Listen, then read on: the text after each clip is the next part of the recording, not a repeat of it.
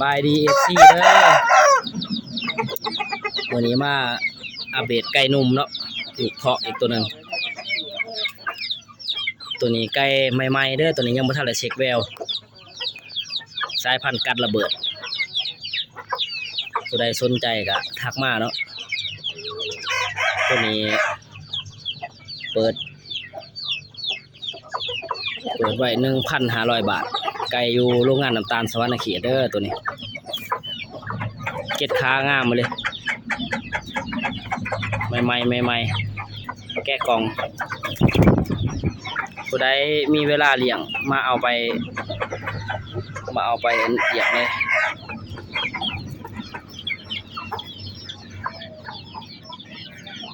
ไก่นุ่มใหม่